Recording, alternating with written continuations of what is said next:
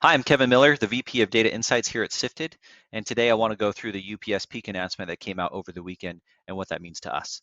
So the main story here with UPS is that they're just continuing with their peak surcharges that they've already implemented this year. We can see that they're adding a few more conditions for some import products, so anything coming from China, Hong Kong, Macau, or New Zealand and Asia, Australia are getting additional fees.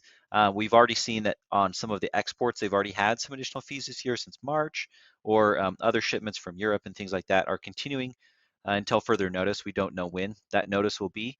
They're just adding more conditions, and we see that now with the China and Australia import packages. So just some additional fees there. The main story with the UPS peak announcement, I'm going to scroll through some of these pages as many of them have already been in effect since earlier this year. So I'm not going to touch on those very much. But similar to FedEx, we have noticed that the carriers are really penalizing shippers who have heavy packages, or what we would call ugly freight, which are weird dimension packages that get additional handling fees, large package fees, or overmax fees. They're getting really, really stingy with these customers because they don't want their packages. So they're starting to add and add more fees to these packages to make it less and less palatable for them to ship with their network.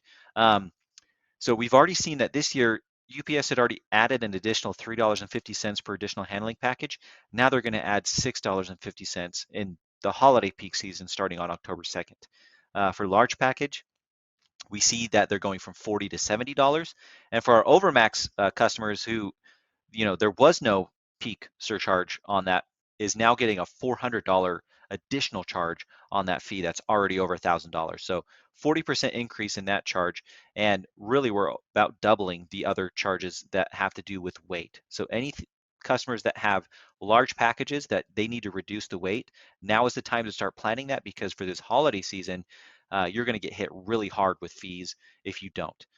At Sifted, we have our package optimization tool that can help you with that, but we're always here to help our clients find new ways to reduce the impact of additional handling large package and overmax, because in peak season, it's going to hit even harder.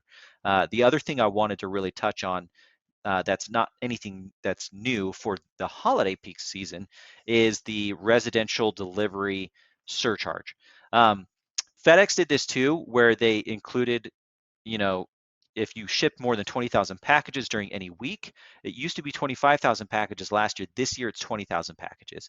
But one thing unique that UPS is doing that FedEx didn't is that they're including the fee on SurePost packages. So FedEx didn't do that for their SmartPost and Ground Economy, but UPS is doing it for SurePost. So it should impact UPS shippers a little bit more than FedEx. And how they do this is that they take the average of what your packages were in June to July to determine what your baseline is for the holiday season. So if you're a seasonal shipper and you don't ship very much in the summer, but you ship a lot during the holiday season, you're going to get hit really hard with this residential delivery fee. Just to give you an example of this with FedEx, here's a shipper who is really seasonal, does most of their business in the wintertime, and we can see that their average for June to July was 11,000 packages.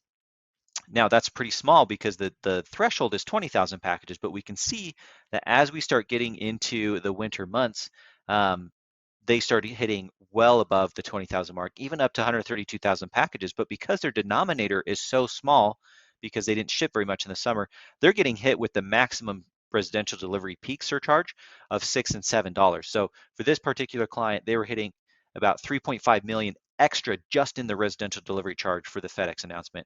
We would anticipate the same thing happening for our UPS shippers who are very seasonal, that ship to residential locations, a lot of packages during the wintertime. So you really need to watch out for that.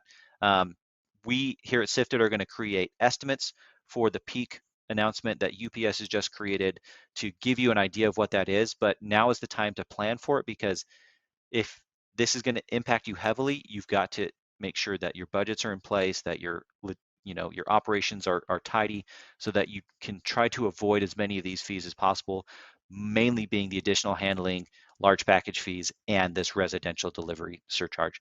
If you have any questions, feel free to reach out to us here at Sifted. We're more than happy to help you estimate this impact for you.